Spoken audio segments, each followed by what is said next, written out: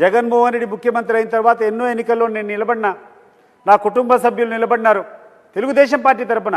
నేనేం వైఎస్ఆర్ కాంగ్రెస్ పార్టీ కాదు, ఆ రోజు తెలుగుదేశం పార్టీ తరపున నిలబడినా. నా కుటుంబం నుంచి మా తండ్రి అయినాడు సర్పంచ్గా, మా తల్లి అయింది సర్పంచ్గా, నా తమ్ముడు అయినాడు సర్పంచ్గా. ఈరోజు ఎవరైతే ఇన్ఛార్జ్గా ఉన్నాడో బీటెక్ రవి, వాళ్ళ యొక్క చిన్నమ్మ సర్పంచ్గా ఎన్నికైంది. వాళ్ళ యొక్క తమ్ముడు భరత్ రెడ్డి సర్పంచ్ అయినాడు. ఈరోజు యాక్టివ్గా తెలుగుదేశం పార్టీలో ఉన్నటువంటి పేర్ల పార్సాద్ రెడ్డి వాళ్ళ తల్లి సర్పంచ్గా గెలిచింది. మరి నేను అడుగుతున్నాను, ఇంతమంది మేము తెలుగుదేశం పార్టీ తరపున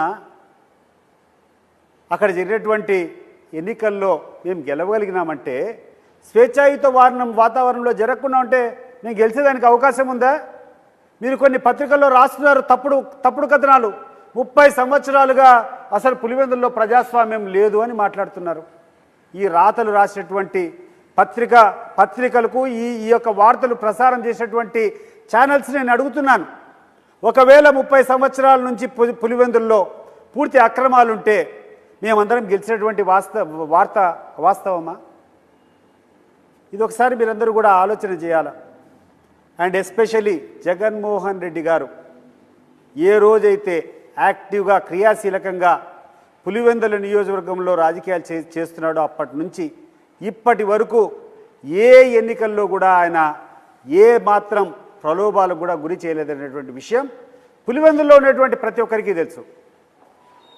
అన్ని ఎన్నికల్లో మేము పోటీ చేశాం. ప్రతి ఒక్క పోలింగ్ స్టేషన్లో పోలింగ్ జరుగుతూ ఉంది. ప్రజలు స్వేచ్ఛతో ఓట్లు వేస్తూ ఉన్నారు. కానీ నిన్న జరిగినటువంటి సంఘటన ఒక భయంకరమైనటువంటి సంఘటన. ఈ రాష్ట్రంలో ఉన్నటువంటి ముఖ్యమంత్రి, ఆయన కొడుకు మెప్పు కోసం వాళ్ళకేందో వాళ్ళ కళ్ళల్లో ఆనందం చూసేదానికి, వాళ్ళకేదో కుప్పంలో ఎలక్షన్లో ఓడిపోయారు కాబట్టి దానికి ప్రతీకారం తీర్చుకోవాలనే ఉద్దేశంతో ఈరోజు వాళ్ళు పులివెందుల్లో తీసుకొని వచ్చినటువంటి సాంప్రదాయం ఆలోచన చేస్తే భారతదేశంలో ప్రజాస్వామ్యవాదులందరూ కూడా ఈరోజు ఎంత బాధపడుతున్నారో అంత తీవ్రంగా ఆవేదన చెందుతున్నారు. ఇదే సాంప్రదాయం రాబోయే కాలంలో రిపీట్ అయితే స్థానిక సంస్థ ఎన్నికలు అనేటువంటి స్వేచ్ఛగా జరిగేదానికి అవకాశం ఉందా? ఈరోజు ఎంతోమంది స్థానిక సంస్థల్లో పోటీ చేయాలని చెప్పి ఆ యొక్క ప్రజాస్వామ్య స్ఫూర్తితో వాళ్ళకు ఉన్నటువంటి టాలెంట్ను నిరూపించుకోవాలనో, వాళ్ళకు ఉన్నటువంటి సేవాభావాన్ని ప్రజలకు చూపించాలనో, లేకుండా అంటే వాళ్ళ యొక్క రాజకీయంగా వాళ్ళు ఎదగాలో అని చెప్పి ఉన్నటువంటి ఆశావాదులకు అందరికీ ఏమనేటువంటి సందేశం ఇస్తామో ఒకసారి ఆలోచన చేయండి.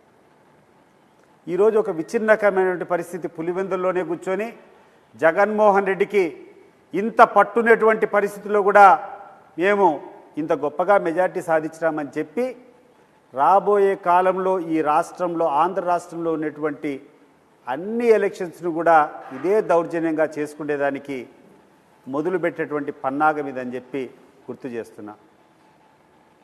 నేను అడుగుతున్నాను,